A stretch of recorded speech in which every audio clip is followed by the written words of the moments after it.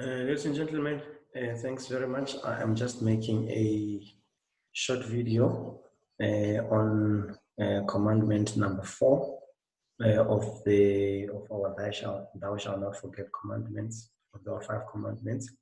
You should remember just the revision of what we've covered before, that this is about indicators.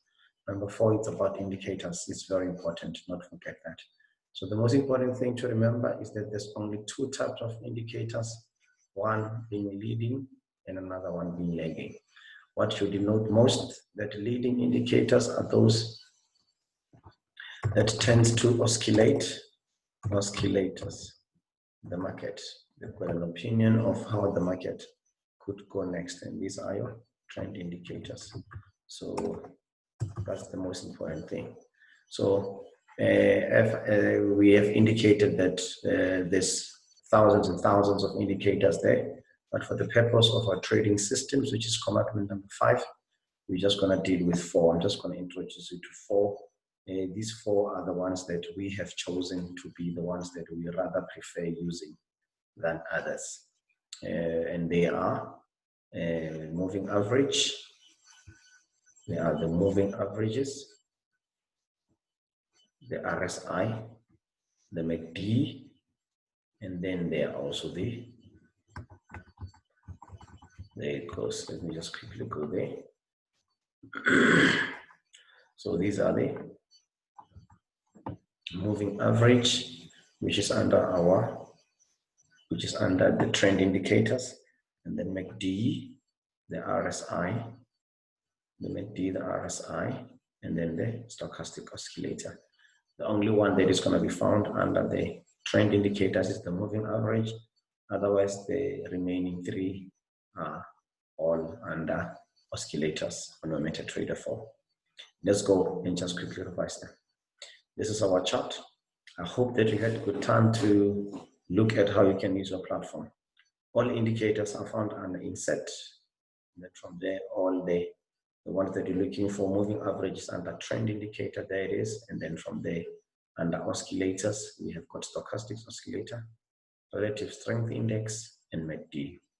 If you do have got trouble or problems having to download or to insert your indicators from the insert menu, there's always a shortcut there for F+. That is where you can get shortcut for indicators. You can insert them either from the shortcut F+ indicators, or you can go to insert. That's fine. So note that my chart, many people were asking, how is your chart looking like this? By default, charts don't come like this. How do you get a chart? You get a chart by going to the market watch, right click the pair that you want to choose, go to chart window, and then as I said, you get that. Okay. And then once you get that, how do you keep the chart? I right click, plain, and then I remove the grid. This is how I can just get it black and white. And I always like to choose candlesticks. This is how you zoom so that we can see everything clear. Okay, this is how it works. So this is how I like them to see. I would like at your stage that you should be able to see candlesticks so that you can know how candlesticks work. So in other words, I would not mind that you can zoom out, but not too much out, and that you can zoom in at least up to this view so that you can see those candles. Now let's start. You insert. We're going to start with the moving average. You go to indicators, you go to the moving average.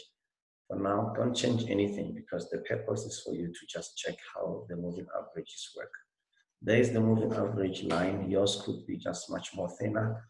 If you want to change the size or the thickness of your moving average and the color, you can right click. You must allow the cursor to be on the moving average until a name or the label comes out, moving average. Then you right click, then you go to properties, then you can change. This is how you can change the thickness of your moving average. For the purpose of this, I would like you to see it clearly. I will leave the thickness, but if you don't see it clearly, then use the moving average. I want to zoom in so that I can see exactly what happened. In this case, this is a better view for now because I want to see the line in relation with the candlesticks. In that purpose, then you can see that, as I said, what you need to know is that when the market when the candlesticks are moving or arranging, moving, bound, the price is bound or is on the side of the moving average on the other side. So once you see that, you can see that currently, this is currently, the price is moving on the downside. It is below the moving average. If it is below the moving average, that's a downtrend. You can see that the moving average, it's stopping or it's blocking or it's lining up nicely. The candles are below it. So there's no candle, which is because the candlesticks formation represent the price movement. So in this case, the price has been moving or is moving below the line. So this is a downtrend. The further it moves, the downward side it goes. This was an uptrend because the candles are above the line. And this is a downtrend because the candles are below the line. This is all that you must know. This is an uptrend and this is a downtrend. According to this view, we had an uptrend there. We had a downtrend there. We had a downtrend here. Very good downtrend. Not a good, it was an uptrend, but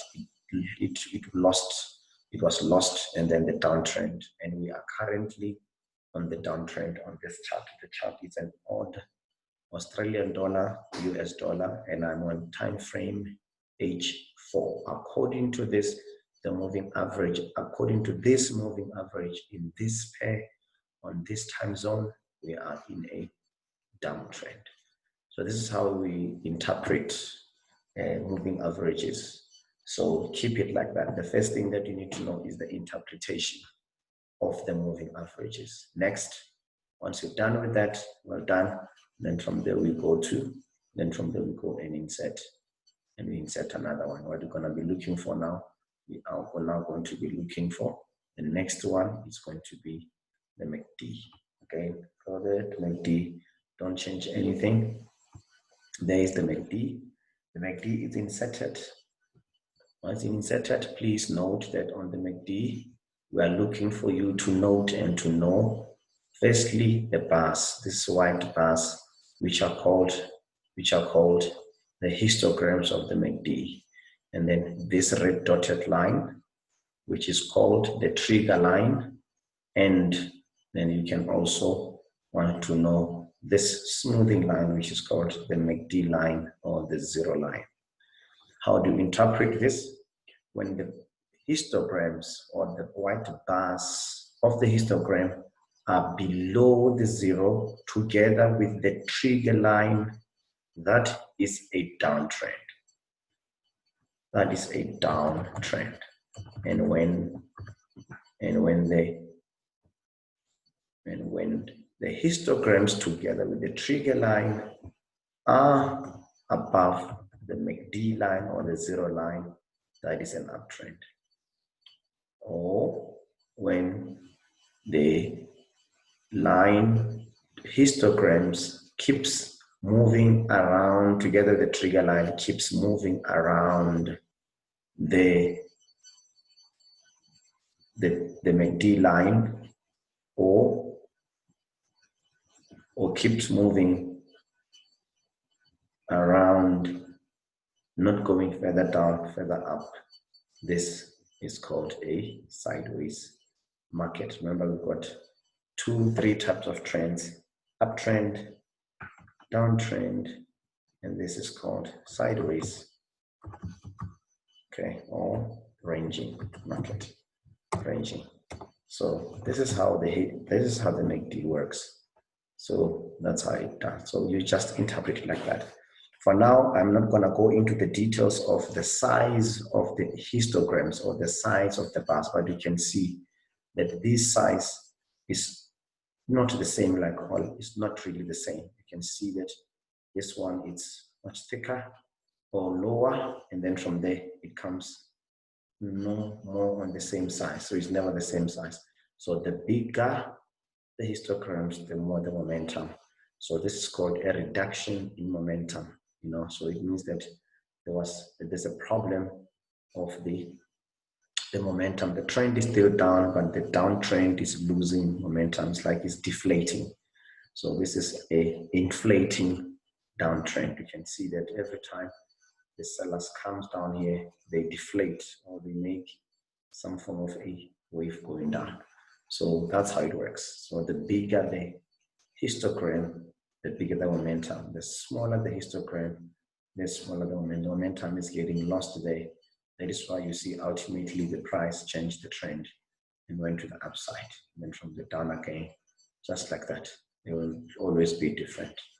Okay, so all these are the histograms moving just like that, is to show the side at which the histograms are moving. That's what the trend, and the size of the histograms for the momentum that is carried in those movements of the price. So that is, in a nutshell, how you should be interpreting and inserting the MACD. Next, let's learn on the RSI. Let's learn about the RSI. Again, you insert the RSI by going to indicators. It's a relative strength index. Please don't change anything for now until told to do so. You will notice that the relative strength index, again, I have made the line of the RSI thicker that I can see. How do you make it thicker? You just take your cursor, put it until the label pops. The label pops, right click, go to properties, and the thickness of the RSI line is going to be found there. Don't change anything on the period. Leave the RSI as it is. We'll do it next time. We don't need to do the settings right now. Then all that you need to be aware of at the basic level is to know and note that RSI has got levels there for the overbought zone.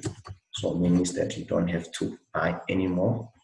And for the oversold zone, which means that this market cannot be sold anymore. You cannot sell when the price is oversold, because that's extremely cheap. It could get buyers, or you cannot buy when the price is too expensive, because you may not be able to. So when the price gets there, you stop buying.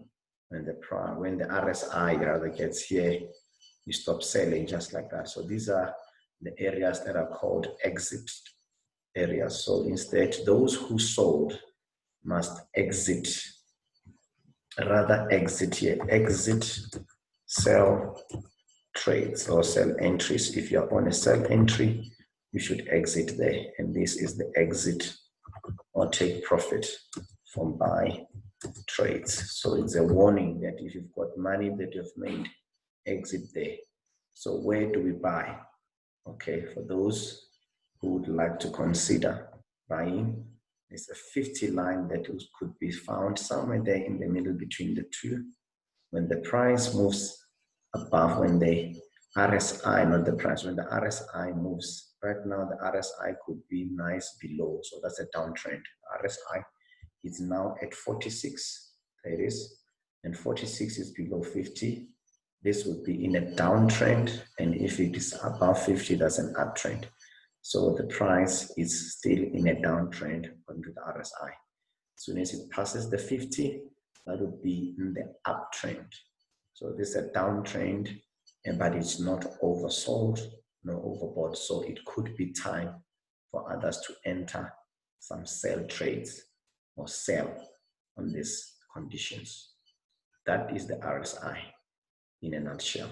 I think with the majority, that's what you must know first, just to know how they work, and they work just like that. Okay. And lastly, we have the stochastic oscillator, which is shortened as stochastic oscillator. Don't change anything, just insert it.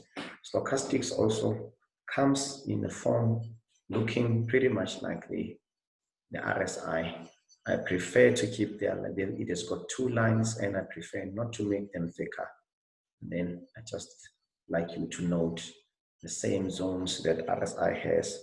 The overbought zones mean that in this instance, overbought for us will translate as time to sell. If you're in a downtrend, your time to sell is when stochastics is overbought. And when you are in an uptrend, your time to sell, your time to buy is on an oversold area. Time to buy. Remember, do not use the stochastics as a trend indicator, not a trend indicator. Don't ask stochastics about whether you should be whether you are in an uptrend or whether you are in a downtrend. She has got no clue about that. This guy can be used as a trend indicator, and this guy can be used as a trend indicator, but not stochastics. This and this moving average can also be used as a trend indicator, not stochastic. In this instance, let's agree that all the indicators in this time zone of odd US dollar, Australian dollar, US dollar, it says it's in a downtrend. So meaning that you really become seller. Okay, that's for sellers. That's for sellers. And that's for sellers. So they do agree in this instance. It's not a system yet. So in this case, you should be selling. For you to sell, you must wait for the stochastics to be overbought. If stochastics was here, I'll tell you now that it is time to sell. So in this case, that would be a trend. It's a sell. Trend, it's a sell. Trend, it's a sell. You just need to wait for the time to sell. Would be when stochastics is an overbought. That's how we use it. So this is in a nutshell the indicators that it's going to be using. This is not a system. It is just introduction to all the indicators. We will be in the next video be looking on how we use these indicators, pair them, how we pair them in the form of a trading system. For now, I was just introducing to each of the 4 indicators that we usually use as part of our trading system under the beginners level and under our intermediate mentorship program. As soon as you understand how they work, then only then will you be able to move on to the advanced level where we will deal with purely price action. But for now, we need to use aid or assistance using indicators, both leading and lagging. Now, take some time to practice, then let's see how it goes. And I'd like to wish you all the best. Thank you for joining me, and goodbye.